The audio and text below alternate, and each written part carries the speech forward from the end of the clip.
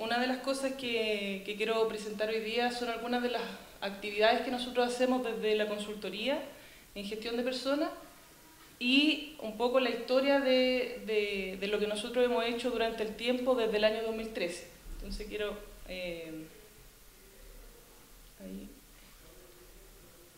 ahí está.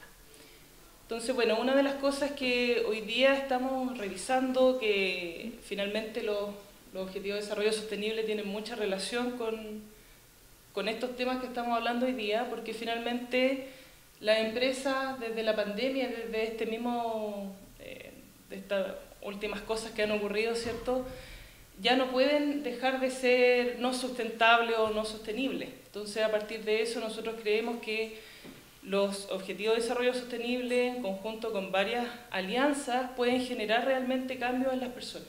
O sea, de hecho, nosotros creemos firmemente en que lo medioambiental, como lo social y como la gobernanza, puede hacer que realmente hayan cambios concretos y que estos mismos diálogos, por ejemplo, lo que están haciendo hoy día ustedes, se puedan generar cambios significativos en la calidad de vida de las personas. Entonces, a partir de ahí, nosotros, bueno, este es un cuadro que habla de los criterios ESG o ESG, ¿cierto?, que es medio ambiente, el área social y el área de gobernanza, donde nosotros recopilamos, ¿cierto?, los objetivos de desarrollo sostenible de acuerdo a cada área, y uno de los temas que a nosotros más nos interesa es la igualdad de género y el tema de trabajo decente y crecimiento económico. Entonces, a partir de ahí, nosotros el año 2021, en conjunto con... voy ahí atrás. Ya. En conjunto con el Ministerio de la Mujer y con SOFOFA hicimos un estudio que Sebastián va a contarle ahora un poquito más en detalle. Una de las cosas que nosotros hacemos en Reactive, ¿verdad?, tiene que ver con la implementación, con el asesoramiento en la norma chilena 3262. Es un estudio que diera cuenta un poco de cuáles eran los niveles de las empresas en términos de los distintos indicadores de la norma, para hacer un diagnóstico general, visibilizar la discusión, ¿verdad?, generar un parámetro entre las empresas y finalmente fomentar el interés y la discusión al interior de las organizaciones con las que nosotros trabajamos directamente, pero también a nivel general. Eso es un poco los elementos que nosotros evaluamos en ese minuto y tenemos como gran marco la norma chilena 3262, ¿verdad? Pero además en esa misma, para que no se espanten por la convocatoria de hoy, en esa misma encuesta, ¿verdad?, también agregamos algunas preguntas de teletrabajo, que es el tema particular de hoy día. Entonces, un poco hablar del estudio, ¿verdad?, y un poco de la conciliación y la corresponsabilidad, y un poco un tema que siempre nos ha parecido, cuando vamos a hablar con las organizaciones, tiene que ver con la preocupación, muy válida por cierto, de las mujeres de este tema, y la falta de preocupación de los hombres. En esta misma mesa hemos habido 3, 4 hombres, ¿verdad? Lo que de alguna manera está muy bien, digamos, el empuje que tienen las mujeres, pero está muy mal respecto a la preocupación que tenemos los hombres. ¿Cuál es el sentido de la vida, digamos, un poco de los hombres cuando estamos en el mundo del trabajo y después muchas veces nos vemos jubilados? Se nos acaba la vida, no sabemos qué hacer, algunos caemos en depresión, etcétera, ¿verdad? Versus porque no tenemos muchas habilidades sociales o no las hemos construido, no es que las tengamos, no las hemos construido, no hemos construido redes, elementos que son mucho más potenciados, caracterizados, ¿verdad?, como del mundo femenino, pero los hombres no nos hemos dedicado, nos hemos solamente dedicado a ganar pan, como se dice habitualmente. Por lo tanto, el tema y lo que nosotros proponemos muchas veces a las empresas es que también, ¿qué ganan los hombres? ¿Qué puede haber también en los hombres que tiene que ver con esta conciliación y esta corresponsabilidad, un poco ganar el sentido en estos otros aspectos que hoy día, por eso hacía la pregunta también del tema de la conciliación, por ejemplo, no estamos tal vez tan preocupados de lo que pasa en el colegio de nuestros hijos, de los cumpleaños, ¿verdad?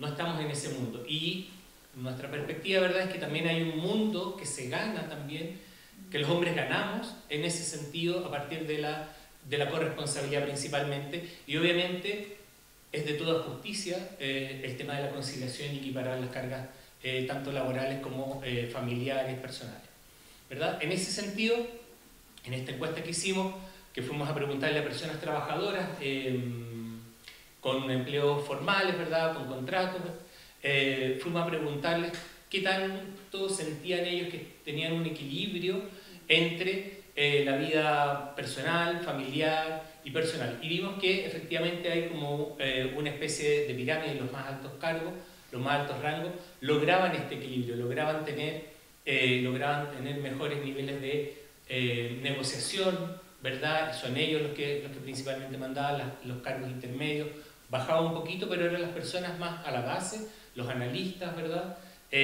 Las personas que no se sentían tan en equilibrio en este mundo del teletrabajo y en el trabajo en general, y solo un 53% decía que no lograba este equilibrio. Cuando íbamos a ver también por tipo de trabajo que estaban realizando, por ejemplo, entre personas que estaban solo en el mundo, en el hogar, trabajando desde el hogar, a distancia, teletrabajo completo, o personas que estaban trabajando solamente presencial, ¿verdad? Veíamos que la posibilidad de empatizar, de compatibilizar, era un poco más alta que las personas que estaban en trabajo híbrido. El tema del trabajo híbrido al año pasado generaba mayores niveles un poco de estrés, los niños estaban en el colegio, genera mayores desafíos. Es más fácil cuando ya tienes un esquema fijo y lo tienes que resolver para todos los días, y además muchas veces yo también vivo a veces, también estoy como híbrido, ¿verdad? Y los hijos nos demandan cuando estamos y no entienden muy bien que este es el momento del trabajo, ¿verdad? Donde se resolvía de forma más cruel, pero más fácil, cuando estábamos completamente en la oficina, por ejemplo. Bueno, hoy día en la mañana fui a un conversatorio que era del análisis macro de la reforma tributaria. Y uno de los temas que se hablaba ahí en particular era que efectivamente cuando los países, por ejemplo, hablaban de varios países, de cómo formalizan el empleo, hablaron de un dato bien en particular que a mí me gusta mucho porque llevo mucho tiempo trabajando con el Ministerio del Trabajo y con CENSE en particular. Y hablaba Claudio Angostini que los subsidios, cuando son automáticos desde los gobiernos, desde el trabajo mancomunado, ¿cierto?, de los gobiernos con las empresas, hace que el subsidio directo al trabajador, que puede ser, por ejemplo, hoy día el subsidio al empleo de la mujer, ¿cierto?, pero si es un subsidio directo, es mucho más fácil que se formalicen los trabajos, es mucho más fácil que haya mejor acceso de las mujeres al trabajo. Y otro de los temas también que se habló es que a partir de esos mismos subsidios se pueden capacitar mejor. Entonces yo pensaba, y bueno, y siempre es algo que estoy continuamente dándole vuelta, que en Chile el 98% son empresas micro, pequeña y mediana. Entonces si el gobierno, de fondo, no solamente deja como CENSE, como un organismo que entrega beneficios y que los empleadores van a buscar los beneficios, sino que más bien el mismo gobierno entregara beneficios, por ejemplo, a ese 98% de empresas, que 75% son microempresas, que es un dato no menor, ese 75% podría fortalecer el empleo con subsidios que fueran automáticamente quizás entregados y no que tengan que postular. Porque hoy día, por ejemplo, en el caso de CENSE, ellos tienen que difundir los beneficios para que las empresas postulemos. De hecho, nosotros ahora el 25 de octubre vamos a justamente presentar un nuevo evento donde nosotros ya hemos hecho, bueno, este es el tercer evento que hacemos con CENSE justamente para informar a las empresas de estos beneficios. Entonces, yo decía, oye, qué interesante, porque si en otros países es automático, sabiendo que hoy día Chile tiene un nivel de digitalización muy bueno, o sea, a nivel latinoamericano, podríamos hacer algo bien interesante para fortalecer el trabajo femenino y también para fortalecer, ¿cierto?, esto de la formalización, que hoy día es uno de los más grandes problemas y de hecho fue levantado hace poquito por la CNC, que la formalización es uno de los grandes problemas y que además genera la no formalización y genera menos recaudo de impuestos. Entonces, al final es como una cadena de cosas que se van de alguna manera uniendo para que esto pueda mejorar. Entonces, volviendo a lo que dice el MIT, que es un estudio bien interesante que se ha concluido, que efectivamente el teletrabajo ya no tiene vuelta atrás.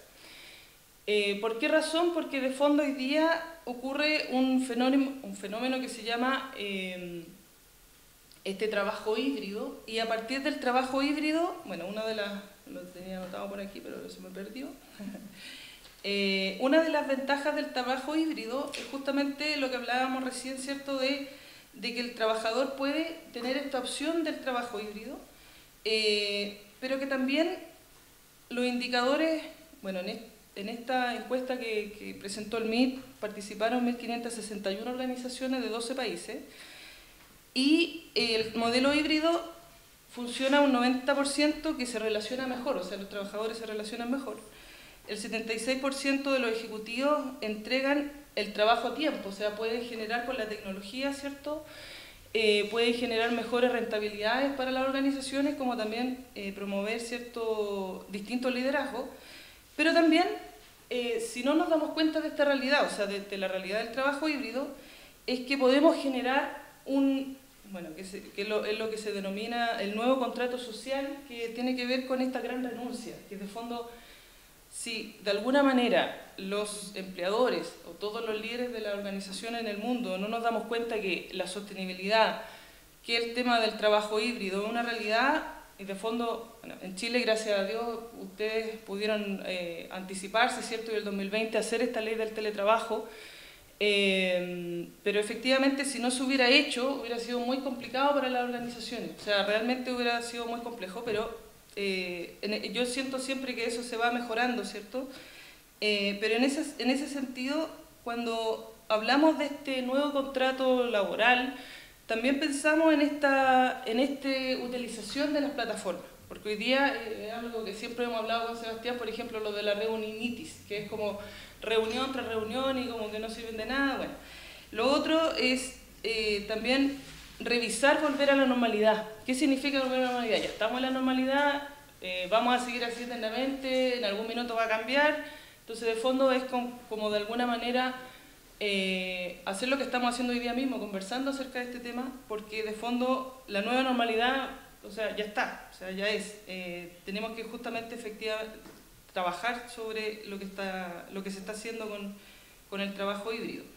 Y por último, hablar sobre los directivos, los líderes de las organizaciones, que estén más comprometidos con la innovación, o sea, que de fondo se utilicen las herramientas, que se puedan de alguna manera actualizar. Yo siento que muchas empresas, y bueno, también son otros indicadores más profundos quizás, pero muchas de las organizaciones pequeñas o microempresas en Chile también quebraron porque no se adaptaron a esta nueva normalidad, y eso también es algo que es parte del mismo sistema, pero también como volviendo atrás del tema de los impuestos y de la reforma tributaria y todo eso, yo siento que efectivamente si nosotros potenciamos, como por ejemplo lo que están haciendo ustedes en Antofagasta Minerals, de capacitar, como también se hizo en algún momento con Codelco, capacitar a las mujeres y que las mujeres puedan tener herramientas para poder trabajar en un trabajo específico como el área minera,